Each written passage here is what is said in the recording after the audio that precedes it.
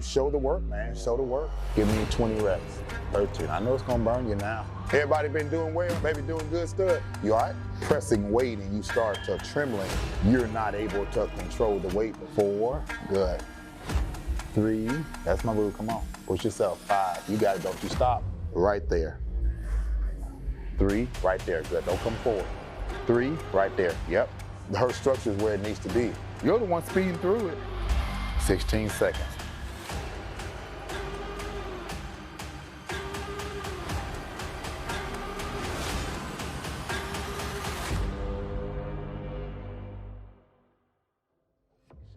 Good. 3. Good. 2. Good. Good stretch. Good. They come out with another piece that's pretty doggone cool. I want to be like, can I trade this back in for the other one? How did that feel weight-wise? Heavy. Heavy?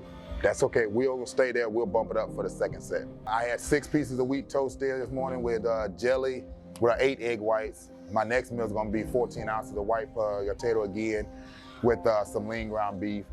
So we're almost running a pound of potatoes 4 times a day. Then I have like a cheat meal, which is actually like a 16-ounce ribeye and 10 ounces of white potatoes there too. So just loading back in, man. Protein-wise, about 250 grams of protein, but only taking in 144 grams of carbs a day. That's actually lower carbs for my body weight, but I can handle it. Shoot, the hit's not really bothering me at all.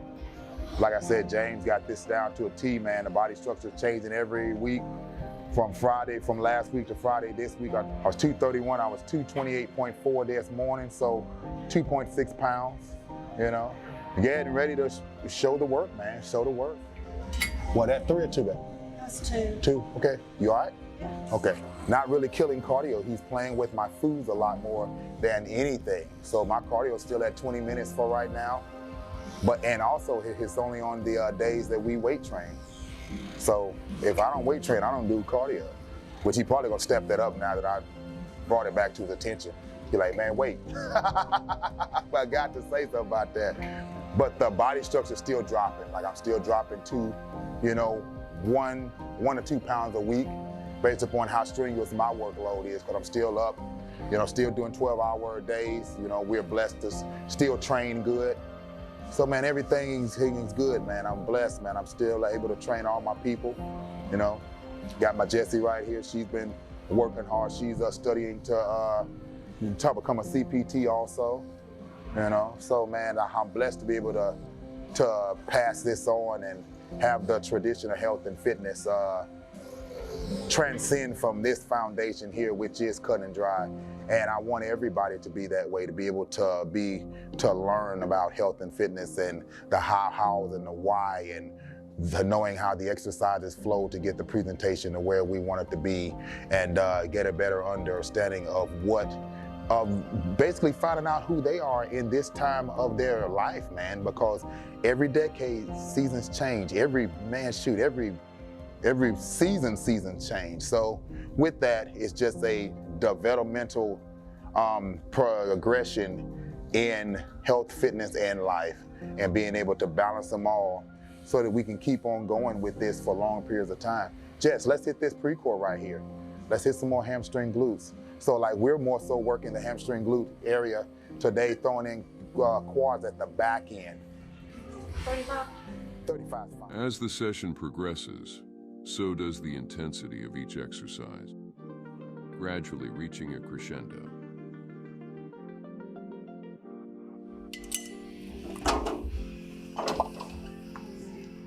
Give me 20 reps.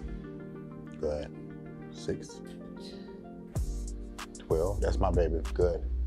13, I know it's gonna burn you now. Keep that same form, 15, kick it up and hold it. 16, 18, 19, that's okay. And 20, good job. Put on 50 next set. People feel like when you're pressing weight and you start to trembling that you're not able to control the weight, but in all actuality, you're controlling the weight with the best strength compliancy that you have at your time. So when somebody's shaking coming down with a exercise, that means that their central nervous system is being taxed, and the body is still trying to control the weight on the eccentric, which is your elongation, or your contraction. It doesn't necessarily mean that the person is weak. It just means that they're trying to get optimal flexion out of that exercise at that time, so they're trying to push themselves. And the control is everything. If you're just kicking shit around, you're not going to get the same results as if you control the weight and do it the right way. People have to get back to the understanding that failure is a good thing. It's not a bad thing at all. And when we get to that understanding of things, we can grow and become stronger through our failures, which is another life lesson. So the reason why we're going higher repetitions with Jess too, because her legs are overpowering already. So we have to monitor how much we put on them to make sure that the body structure stays in a symmetrical stasis. So you have to look at what somebody is already bringing. You don't want to train their strengths to a compliancy where it doesn't look proportioned, but you also want to give enough symmetry and separation to an area to make sure that it's noticeable. 8, that's my baby, come on. 7, good. 6, good. 4, good. 3, that's my boo, come on. And 1, good job. Put it back on 40. 6, good. Push yourself. 5, you got it, don't you stop. 4, come on. 3, I may get cussed out for this one. Y'all won't hear it. I'm trying not to cuss. We always normally do like more hamstring glute stuff. Then we bring the quads into the equation at the latter end, so that we make sure that we keep everything up and where it needs to be, and we don't overpower the quadricep, the medialis, lateralis, intermedius, and rectus femoris, because she got a great leg. I don't want to overdo it. So when you come to us, number one thing is we want to know is what's your daily leg function, because here we also put you on a nutrition plan. You just don't come in and personal train here. You have to get on a nutrition plan to allow yourself to get the best benefits and the best results possible. And if you're weight training and not really focusing on your food, the body's not going to alter itself in compensation, because you're not feeding it the proper balance of proteins and fats and carbs to allow it to change, to adapt to what you're putting it through. So that's one difference here. We just don't let you skate by and just get your training. So that's the big difference of all is we highly recommend that you get on a meal plan, because I'm a result-based person. I didn't get to where I am just letting people do what they want to do. Did I send you the video of me doing squats in the cryo booth? So I did 2.5 minutes. Did you? Cryo booth. And I did squats. Gosh. Probably 2 of them. So how many calories did that burn? I don't know. Really? They say up to 800. Hell yeah, man. It can. That thing works, though. So instead of cardio, I think I'm just going to do that. Mm-hmm. Nice.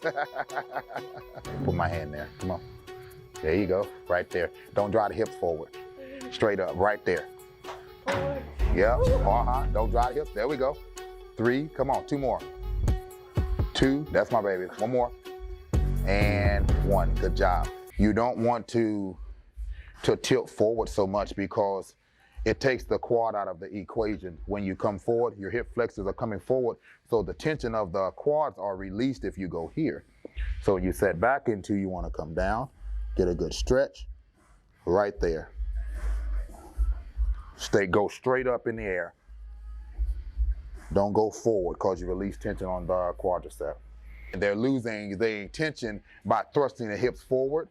The quads release tension. If you come down, and you're in this position here, and you come down, you come back up right there, the quads are still getting flexion. When you come here, they relax. I don't know if I'm going to be able to get back up. I'm right here with you. Bet. Good. You all right? Good. 11. Warm me up. Well, we'll go deeper. 8. 5. Now let's go with it. 4. Deeper. 3. Right there. Good. Don't come forward. 3. Right there. Yep. Man, I love that you got into this, because this is going to take you to a totally different tier in your expertise of what you're doing now, because you'll know this aspect of it and you'll know that aspect of it. And that just makes makes you better. Talking the other day about people and how folks don't want to be around excellence. Like, you don't want to be the smartest person in the room. It doesn't take anything away from me to have somebody that is more efficient in taking things to another tier. All that does is just make you look better because you're aligned with that individual. So people have got to get out of that freaking mindset of I have to be the greatest, I have to be the best, I have to be this and that and all of that. Man, that's hoopla. You always want to surround yourself around excellence because that's how you become greater, because you taking yourself to a different tier takes everybody to a different tier. So it's just time out for all that stuff, man. 7, good. 6, your quads are shaking. 5, that's good. Let's go deep for 4. Come on, right with you. 4, deeper. 3, I got you. 2, that's my baby girl.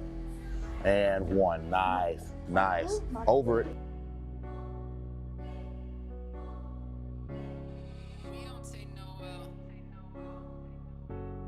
With her structure, you don't have to come in here. We ain't gotta kill hack squats all the time and go do all of these heavier bearing loads because her structure is where it needs to be.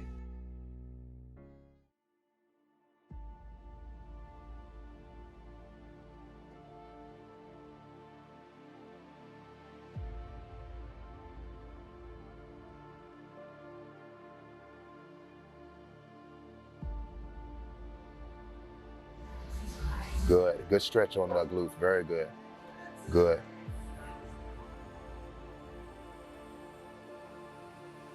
"48 seconds. You're the one speeding through it. I tell you, go that fast. Slow these last ones down. Good stretch on the muscle. 25 seconds.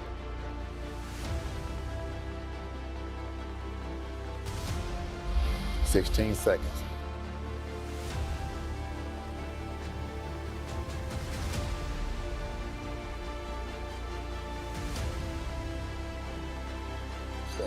Go ahead and get it. Good job. Hey, that's what's up. I know. Yeah. Get over here. Go get it, man. Proud of that one, man. She had come a long way.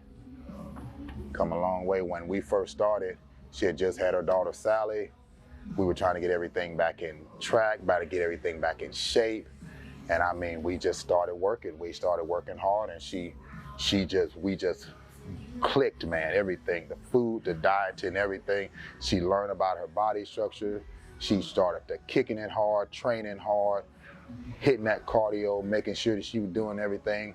She fell in love with who she was becoming because it was her doing it. It wasn't nobody else saying, you look this, you gotta do this, you gotta do that. It was her ambition to make sure that she took pride in herself and took care of herself. Just because she has children, it doesn't mean that her life is over because she's sacrificing for her family. So that was a beautiful thing to see her transition into this and be able to be passionate about giving back to people and personal training now and taking herself to another level of excellence, coinciding with being a mom and a family figure. So that's what we do at Cut and Dry, man. That's just a beautiful thing. That's what makes this fun and enjoyable.